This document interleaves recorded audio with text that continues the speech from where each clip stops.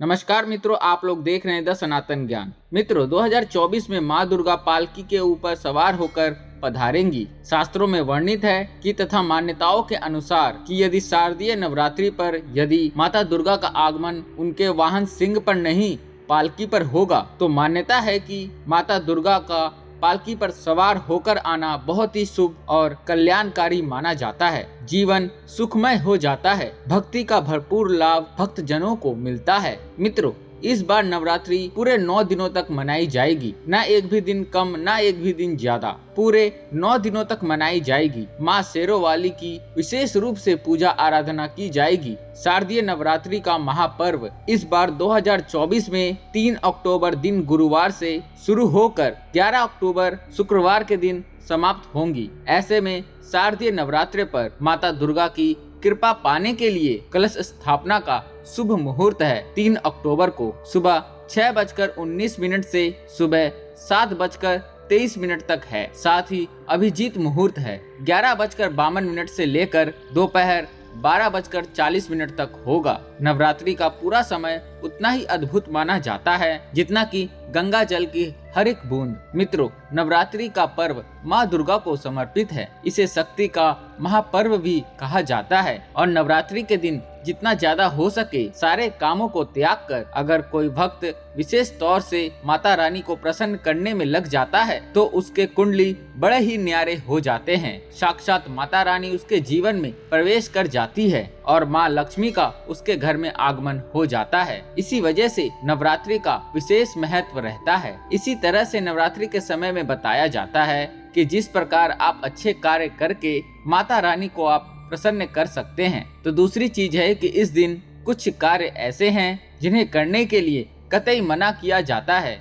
इन चीजों का अगर आप नवरात्रि के दिन पालन करते हैं तो परिवार में खुशियां रहती है, अन्यथा आपको दुख की प्राप्ति भी हो सकती है। आज आपको हम बताने वाले हैं कि कितना भी जरूरी क्यों ना हो जाए, कोई आपसे इन चीजों को अगर आपसे उधार मांगे तो नवरात्रि के पावन अवसर पर आप भूल कर भी ये 4 चीजें आप ना दें, अन्यथा आपके घर में कंगाली देखने को मिल सकती है। माता रानी क्रोधित हो सकती है, माता लक्ष्मी आपके घर को त्याग कर सकती है, वो रुष्ट हो जाएंगी। मित्रों, आज के जीवन में उधार लेना या देना हर व्यक्ति के जीवन में जरूरी सा हो जाता है। कोई किसी को उधार देता है तो इस बात के लिए उन्हें उनके जीवन में अच्छी चीजें प्राप्त हो सके तो इसकी वजह से उधार देते हैं। तो कुछ व्यक्ति सामाजिक सरोकार निभाने के लिए उधार देते हैं। लेकिन मित्रों, क्या आप जानते हैं, खास तौर पर नवरात्रि के दिन आप अगर ऐसा करते हैं तो आपके जीवन में कंगाली विद्यमान हो जाती है। इसलिए मित्रों, यह काम नवरात्रि के दिन आप बिल्कुल भी ना करें। मित्रों, बात करते हैं सबसे पहली चीज की।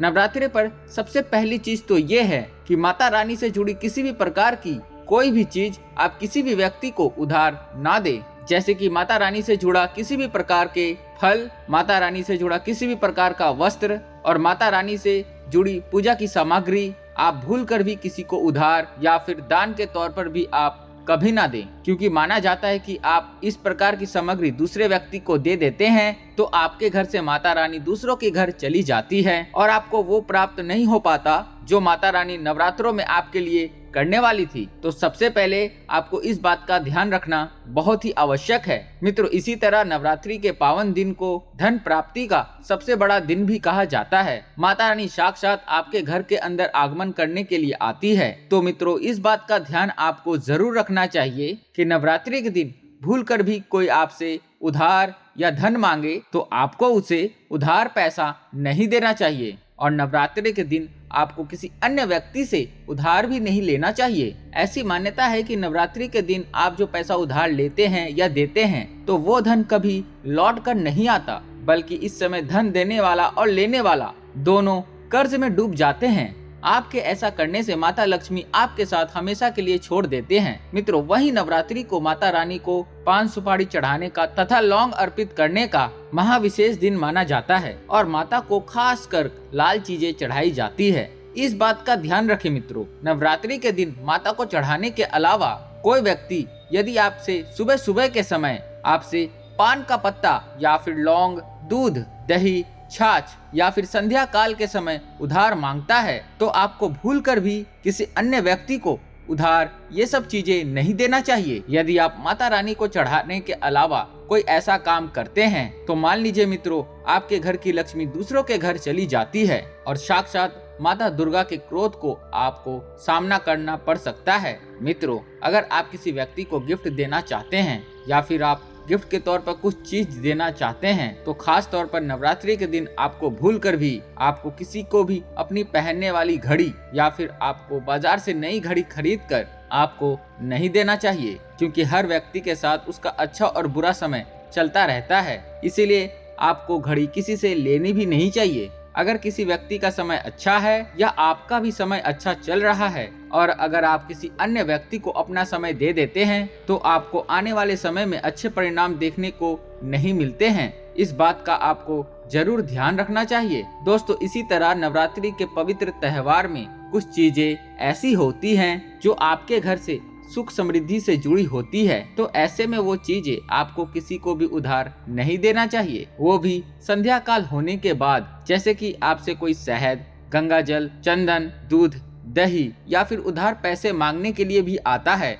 तो जब सूर्य उदय होता है नवरात्रि के सुबह सुबह या फिर सूर्यास्त हो जाता है, तब इन दोनों समय में घर की समृद्धि आपको किसी को भी भूल कर भी नहीं देना चाहिए। माना जाता है कि आप अगर ऐसा करते हैं तो आपके घर की सुख, समृद्धि तथा माता लक्ष्मी दूसरों के घर चली जाती है और वहीं माता रानी आपके घर में आते आते वापस लौट जाती है और आपको उसका अच्छा परिणाम देखने को नहीं मिलता। दोस्तों, इसी तरह नवरात्र के पवित्र समय में आपको उन बातों का ध्यान जरूर रखना चाहिए जो दान पुण्य से जुड़ी होती है। दान पुण्य करना हिंदुस्तान की परंपरा रही है। हर व्यक्ति दान पुण्य करके नवरात्रि के पवित्र त्योहार का लाभ उठाता है, लेकिन खास तौर पर नवरात्रि के दिन आपको 2 प्रकार के वस्त्र ना तो आपको खरीद कर लाने चाहिए और ना ही किसी व्यक्ति से लेना चाहिए और ना ही किसी व्यक्ति को देना चाहिए। इसके अंदर पहली चीज तो होती है काले और सफेद कपड़े। आप विशेष रूप से ध्यान रखें, भूल कर भी किसी सुहागिन महिला को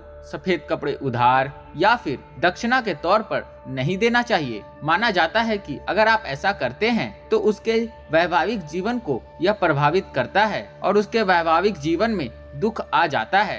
तो इसी वजह से इसका ध्यान रखना बहुत ही आवश्यक माना जाता है। मित्रों, दान करने के लिए हर कोई आगे आता है। विशेष करके काले कपड़े आप किसी को भी दान के तौर पर या फिर उपहार के तौर पर नवरात्रि के दिन नहीं देने चाहिए। इस दिन थोड़े फटे कपड़े भी दान में नहीं देना चाहिए। ऐसी मान्यता है कि अगर आप ऐसा करते हैं तो सामने वाले जीवन की व्यक्ति में कंगाली आ जाती है और देने वाले व्यक्ति के जीवन में राहु दोष लग जाता है और साक्षात माता रानी उस व्यक्ति से क्रोधित होने लगती है। तो मित्रों, इस बात का आपको जरूर ध्यान रखना चाहिए। मित्रों, नवरात्रि के पावन अवसर पर हम माता रानी से जुड़ी कई ऐसी वस्तुएं लाते हैं जो हमारे घर परिवार के लिए बहुत ही शुभ होती है, जैसे कि मूर्ति आदि। ऐसे में चाहे कुछ भी हो जाए, नवरात्रि के पावन अवसर पर अपने घर से माता रानी से जुड़ी कोई भी ऐसी चीज किसी को नहीं देना चाहिए। उसे हमेशा संभाल कर रखें, नहीं तो आप कंगाल हो जाएंगे। मित्रों, महिलाओं की आदत होती है कि जब रसोई के अंदर किसी भी प्रकार का सामान कम या ज्यादा होता है तो अपने आस पड़ोस में मांगने के लिए आ जाते हैं, जैसे कि तेल, घी या फिर अपने घर की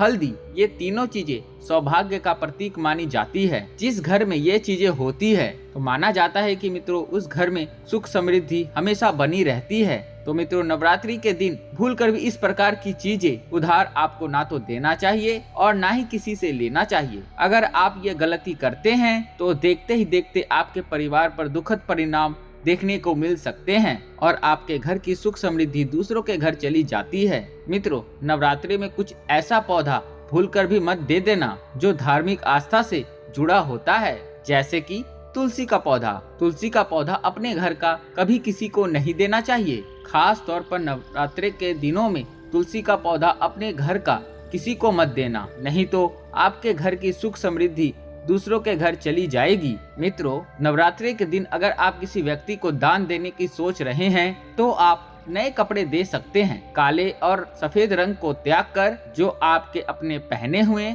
या फिर आप अपने पहने हुए कपड़े भी ऐसे ही किसी को नहीं देना चाहिए। अगर आप अपने कपड़े किसी अन्य व्यक्ति को दे देते हैं तो याद रखिए मित्रों, कपड़ों के साथ साथ आपकी समृद्धि जुड़ी होती है। अगर वो दूसरों के घर चली जाती है तो आपको इस प्रकार का सामना करना पड़ सकता है जो आपके परिवार के लिए अच्छे नहीं होते। इसीलिए इस बात का ध्यान रखें। और अगर आप चाहे तो नवरात्रि के दिन कपड़े आप बाजार से नई खरीद कर दे सकते हैं। मित्रों, ये गलती कभी मत करना। नवरात्रि के दिन बासी रोटी कभी दान नहीं करना चाहिए, ना ही किसी जानवर को खिलाना चाहिए। बासी रोटी हमेशा बासी ही कहलाती है। इसीलिए अगर आप माता रानी की कृपा प्राप्त करना चाहते हैं तो ऐसे में ताजी रोटी या फिर ताजे बने चावल ही खिलाने चाहिए। इससे समस्त देवी देवता बहुत ही खुश होते हैं। मित्रों, नवरात्रि के दिन सुहागिन महिला की माता लक्ष्मी से जुड़े हुई चीजें आती है जो सुख समृद्धि को बढ़ाती है और यही चीजें माता लक्ष्मी को आमंत्रित करने का कार्य करती है।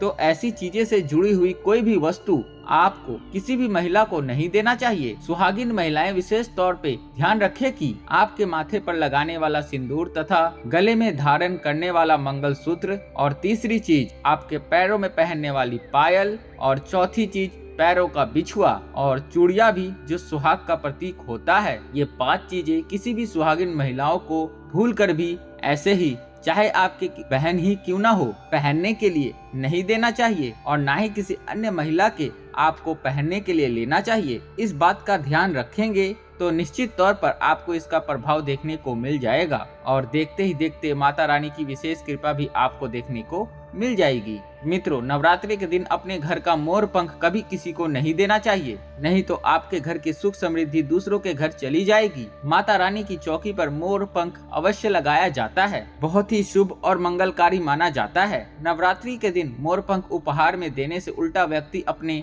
सब कुछ खो बैठता है, आपका धन किसी दूसरे व्यक्ति के घर चला जाता है। ऐसा बिल्कुल भी ना करें।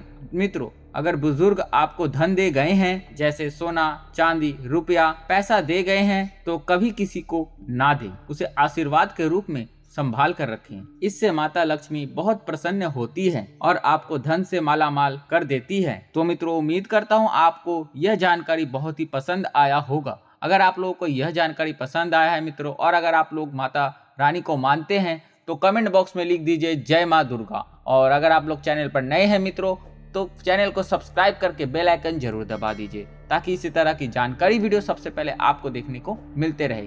तो मिलते हैं मित्रों अगली वीडियो में एक नई जानकारी के साथ, एक नए ज्ञान के साथ, एक नए थॉट्स के साथ। तब तक के लिए नमस्कार मित्रों।